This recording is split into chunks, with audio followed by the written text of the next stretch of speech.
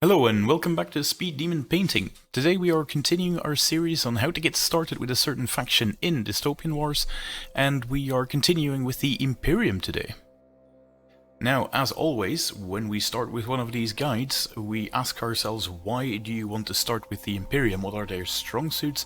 What do they do well? What don't they do quite well? Now, the Imperium is the sort of army that you would want to field if you want a very high-tech force. These guys use a very broad spectrum of all types of different electro-based weapons, which come into their own very much so when they are being fired in point-blank range. Now, that's not to say that it is the only range at which they excel. They are incredibly flexible, but they do have a tendency to want to get up close and personal with the enemy.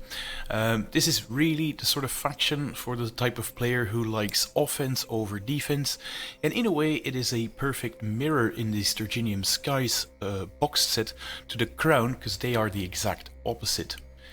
They are also immensely strong when they are doing assault actions or boarding actions, as you can say, so you want to close the gap fast and then finish the job up close. It's also one of those forces that has one of the biggest rosters out there, mostly because they have a huge variation in the number of flagships that they can potentially field, but if you like to have lots and lots of those, this could be a faction that you're interested in as well.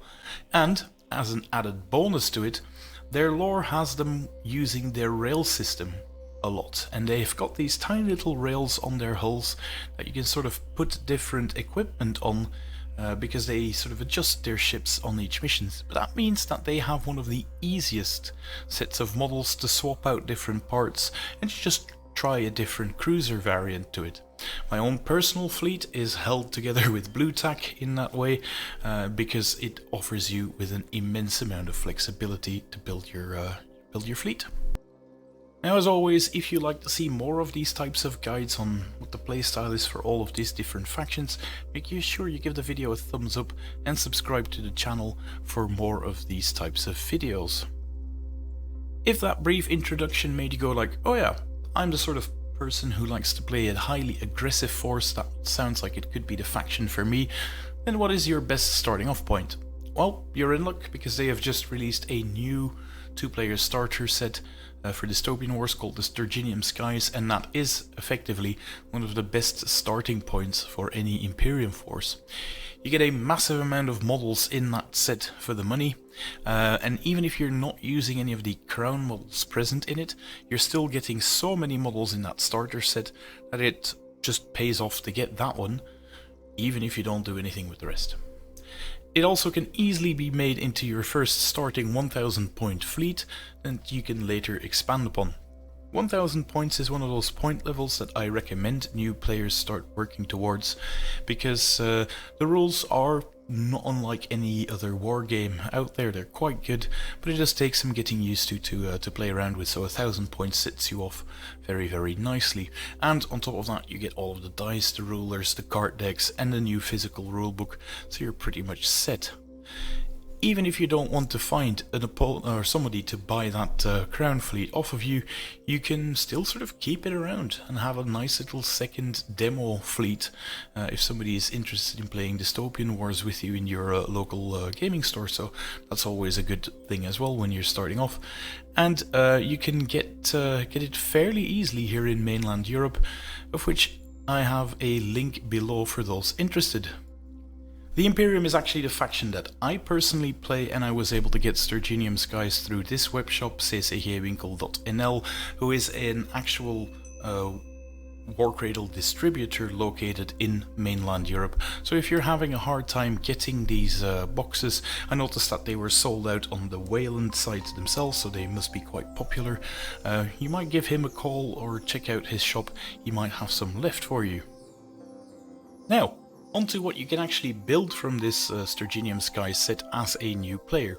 Well, this one is a bit more flexible than the Crown faction that we've discussed earlier. You actually have the option to build 2 possible flagship Zeppelins. First of all is the Zeppelin class itself, which is sort of depicted on the bottom right, painted by Das from War Cradle Studios, and that is a frontline types of heavy firepower machine that comes with a bunch of rockets installed on top of them, along with Stormbringers and storm generators, so it can start putting down heavy firepower at a distance, although you still want to sort of close the gap so you can start firing with those Sturmbringers and even drop a bunch of uranium bombs when you fly over your opponent. If hanging back a bit more and staying more in the midfield is a unit that you're looking for, you can always build it as the Stark Imperium, which is a support ship that launches a bunch of short-range squadrons, I should say, those tiny airplane tokens to attack enemies at a longer distance. And the good news is the Orbat from the Imperium has recently got an update, and it is now extremely flexible with what you add to it, so you can't really go wrong with either option. However, the choice of what you build now can have some repercussions for what you want to get later on if you try to expand this force.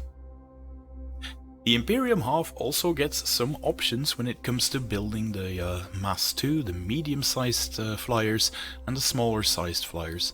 Now, the medium-sized flyers can be built as either the Prussian Kriegssturm Assault or the Bavarian Nuremberg heavy airships.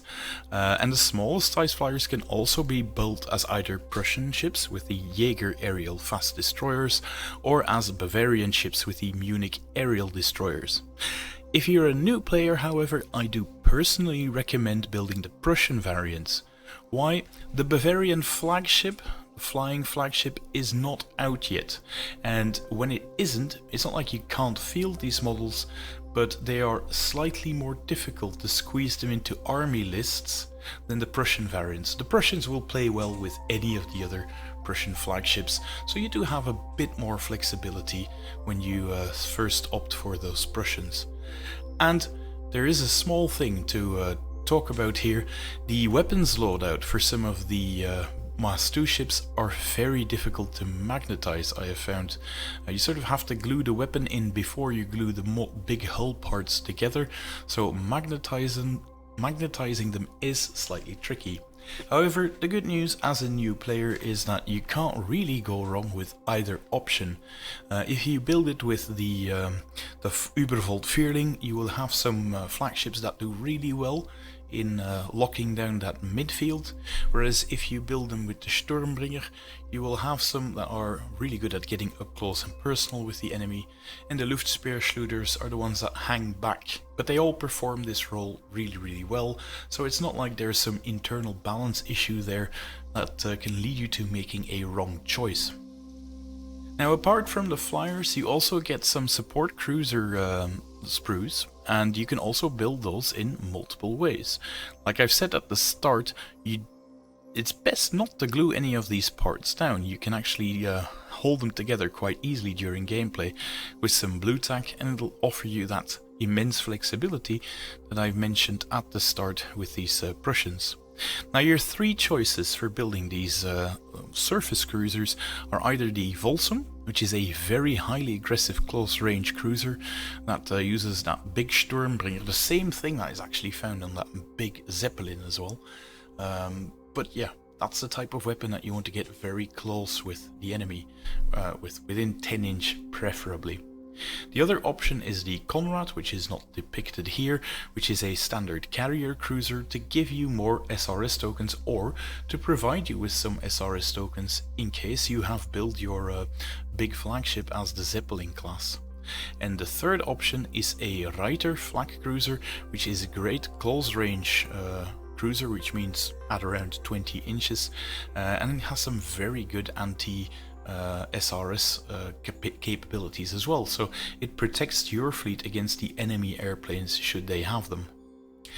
The destroyer option can be magnetized if you've got some 2mm magnets.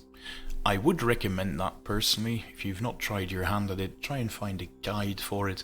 It's not that hard to do, but if you're really set on like, no, don't want to magnetize it, I just want to glue it down, my personal favorite is the Toten class, because that one does what it does extremely well. It's got fire powers for for days. It can just blast apart enemy cruisers easily, and yeah, it's seldom that I write a list that does not include a squadron of Toten, because they are quite good.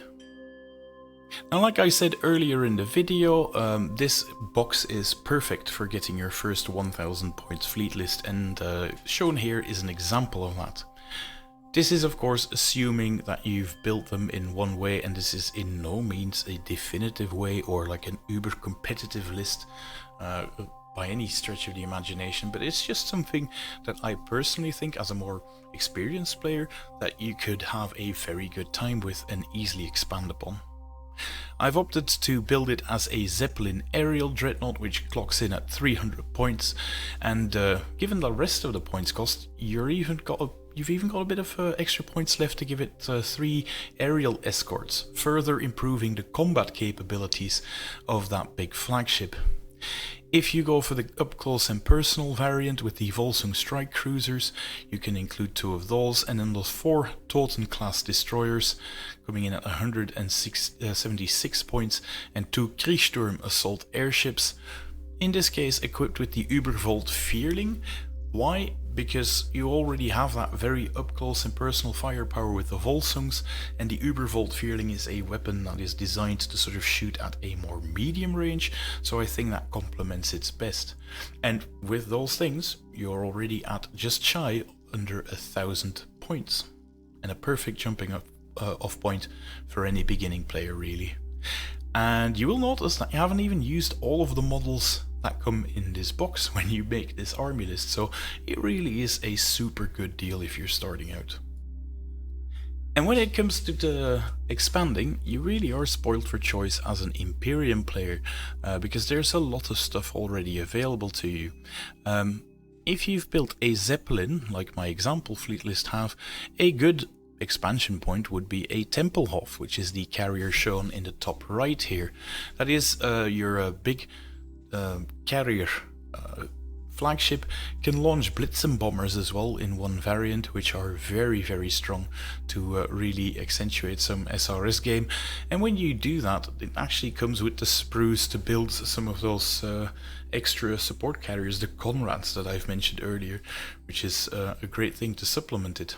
Those bombers, along with normal squadrons of airplanes, are a very deadly combo within the Imperium, and something they do really well.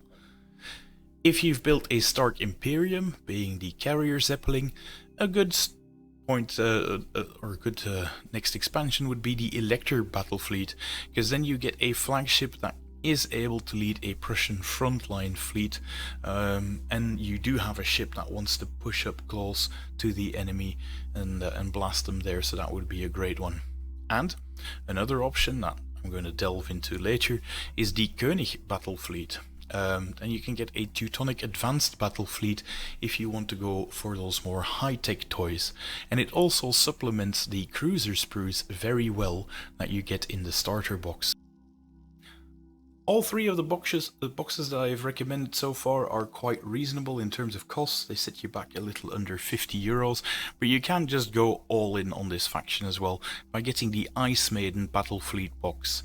It comes with 6 surface cruisers and a whole bunch of Mass 1 ships as well to really flesh out that force, and of course that enormous Ice Maiden model that you see depicted on the top right here, the biggest ship they have in the game right now.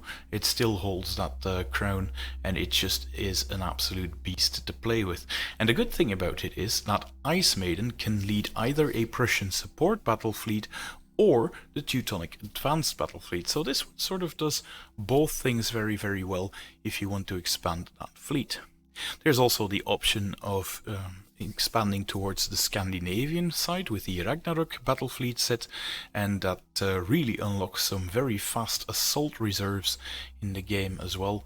If you really like that aggressive close combat playstyle, that is a way to expand on it as well.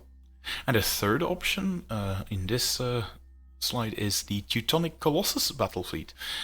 This is now a separate battle fleet as well, which is more flexible than ever, and a combination of a single Hochmeister leading a squadron of 2 Metzgers is something that you can well, it comes down to about 500 points, and you can easily slot that into your existing army if you want to go the big stompy robot way, which, again, looking at the models, why wouldn't you? And as a final note, just to show you how easily you get to that standard 1500 points list, this is an example fleet list that is made using the König set, the shield generator ship. And that gives you access to two different battle fleets. The first one is a Prussian frontline battle fleet that makes use of that same Zeppelin aerial dreadnought that we've encountered earlier, with its 3 Pflicht escorts coming in at 15 points as well.